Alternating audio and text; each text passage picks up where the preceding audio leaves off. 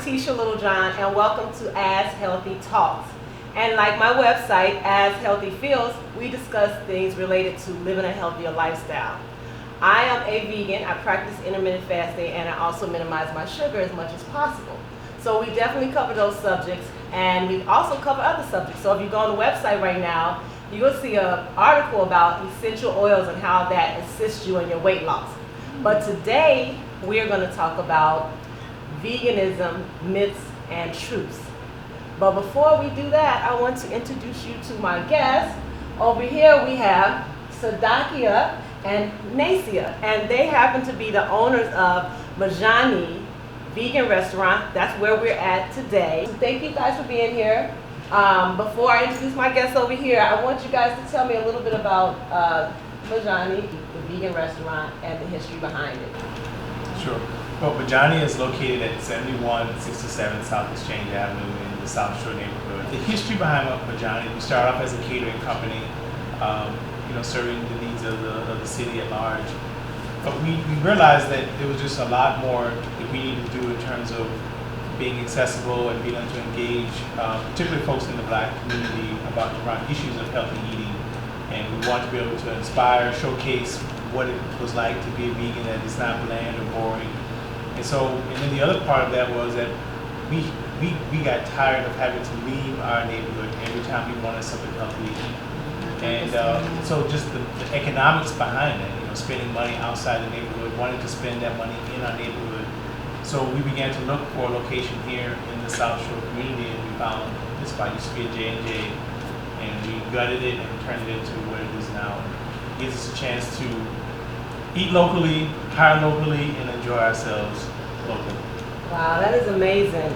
And I'm so glad, being a vegan, that you opened this restaurant. It is literally 5 minutes from my home. So I'm excited, and I've had the pleasure of tasting your food before you opened the restaurant. So I was even excited because I knew it was going to be good food. So thank you again for being here, and I didn't forget you guys, my non-vegans. No. But it's okay. Whatever you choose is, as long as you're living, trying to be healthy, that's what I believe is fine. Every teach their own. But I know you two, personally, these are my friends. This is Letia and Yvette, and they are both dedicated to living healthy. We're going to start off talking about just health in general and what that means to you. So I'm going to start with Yvette. What does it mean to live healthy? It means living a healthier lifestyle and feeling better and doing better with my life. Living a healthier lifestyle, doing better, and feeling better.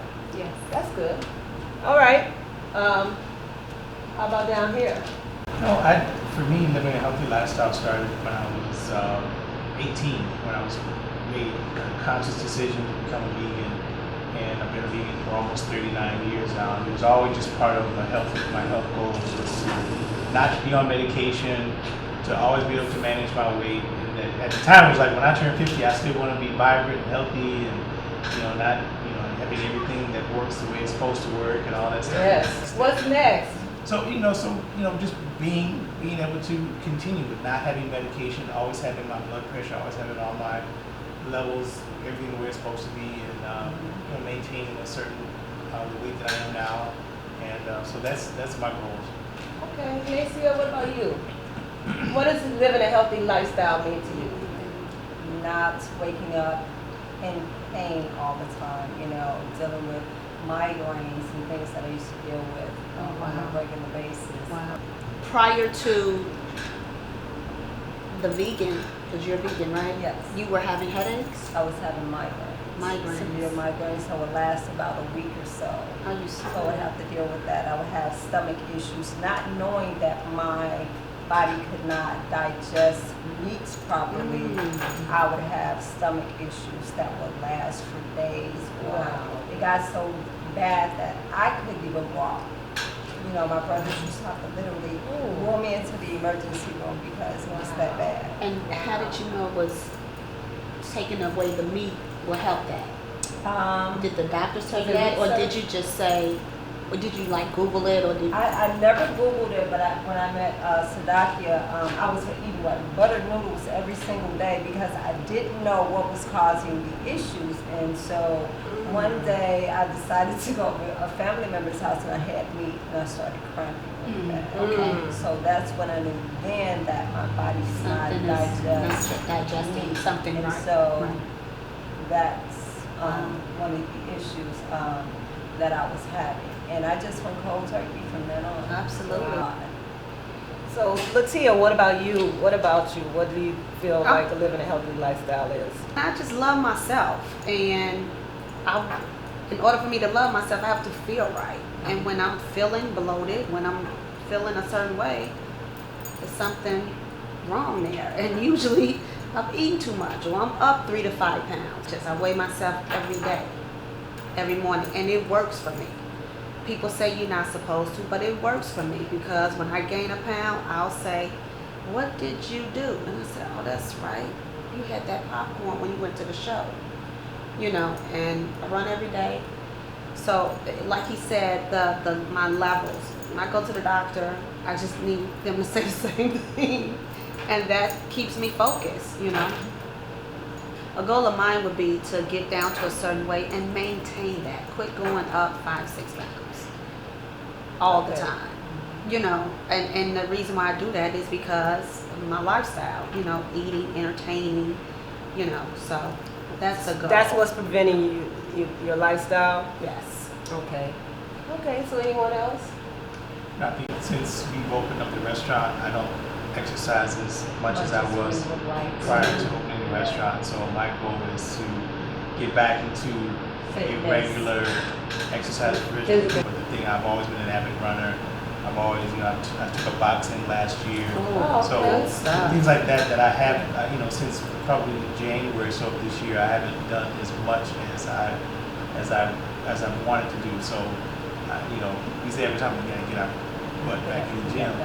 You gotta find a way. Exercising more regularly is definitely something I know I need. My goal is to lose more weight, but work out more. Build muscle. Build muscle, that's one of my goals. And also be more consistent. I'm pretty consistent, but then I think the moments when I'm not, that affects me a lot. And what's been holding me back right now is that I've been dealing with a few crises. So when you're dealing with things, you're thinking, okay, well, this is okay because I'm dealing with something, so that's my excuse. And then sometimes I might want to indulge in something I shouldn't indulge in because I'm feeling bad about this situation. So I have to be more committed and stronger, have better willpower, and separate the two. Like, I'm having a situation, I shouldn't be worried. I shouldn't let that affect what I know I can't control. And that's one of the things that I do to prevent that keeps me from just going all out and doing something bad. I say, I can't control this right now for some reason, but I can control being healthy, feeling good, being the weight and the size that I want to be, and constantly moving in that direction. So I'm going to put emphasis into that. So that's that. So anybody else? Yvette, you got one? My goal is just to live a healthier lifestyle. I want to eat better. I want to eventually go vegan and exercise regularly and just live a better life. How close are you to going vegan? I haven't eaten pork in about 30 years, and I do occasionally eat beef, but right now it's just chicken and fish. Okay. It absolutely, for someone who's been at it for decades, 39, 38 years ago or so, we were trying to have conversation in the black community about, diet modification. Boy, you was raised on. Right. Was a lot of the conversation. Yeah. So it is very rewarding to hear the shift of narrative that, people understanding that, whether you end up becoming vegan or not, understanding the relationship between what we eat and how we feel, and the reason why all the issues that we have. You're right. In terms of health, that is not hereditary. Exactly. It's just tradition that is passed on in terms of what we eat, how we eat it, and that to see that change, that shift, is very, very heartwarming. You know, that's something I think I'm going to keep in mind when I was like what I was just talking about dealing with a crisis. I'm going to keep in mind that I can be feeling even worse if I indulge in something. Right. So I'm making the situation worse Right. if I think I might have this gratification for a second. Right. But then how I'm gonna feel the next day, and then I'm still dealing with the crisis and feeling bad, you know. So that's great. We were talking about veganism. We started talking about it. Thank you for opening the door. And it's not a coincidence that I asked you last, so we can segue into our topic today, which is veganism, myth, and truth.